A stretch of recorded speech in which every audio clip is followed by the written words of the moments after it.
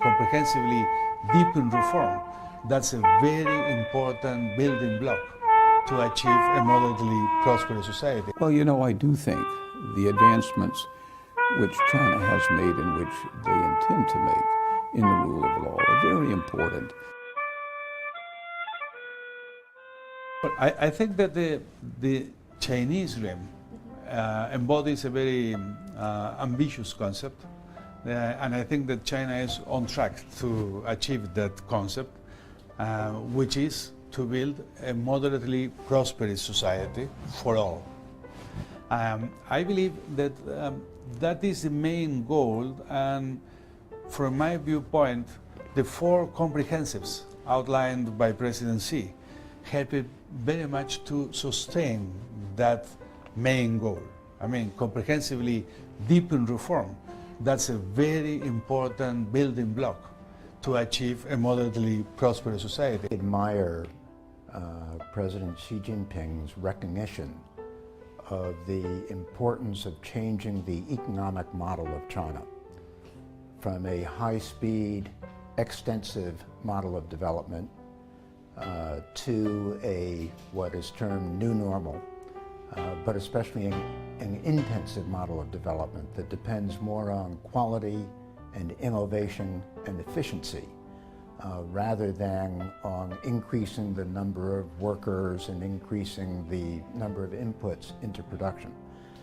I think that's a very important transition if China is going to become a high-income country with a high-quality economy over time. We know from experience elsewhere there are many countries that have reached this point in their development. Relatively few have become high-income countries. So this is a very complicated, difficult, wide-ranging set of changes that are needed. Well, I do think the advancements which China has made and which they intend to make in the rule of law are very important, not just for air quality, but for overall growth and investment in the economy. I think that the application of a strong rule of law is important. I think that it's crucial that enterprises, no matter whether they are foreign-owned, domestically owned, state or private sector, joint venture, whatever the nature of their ownership structure, and whatever their scale, whether they're modest size or large, that they abide by environmental laws. I really commend the leadership of China for their effort to concentrate on the good governance.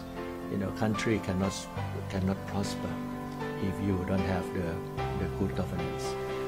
So any effort to tackle the issue of corruption, the effort from the leadership, the effort to tackle the issue of non-transparency, creating more transparency of law and check and balance, anti-corruption, make sure that the rule of law is in place.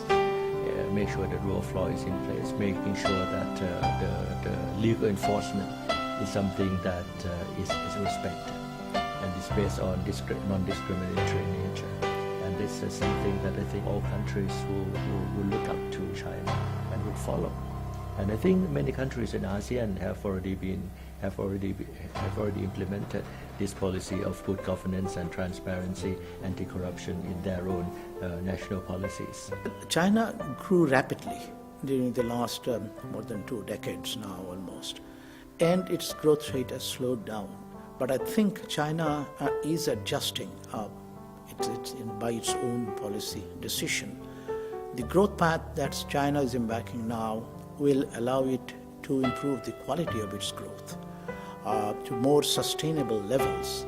And I do believe that this, quote, new normal that one is talking about will also take China to continue its march towards further improvement in the living standards of the people, better quality of life, and more sustainable, I think, is a more important factor in my mind.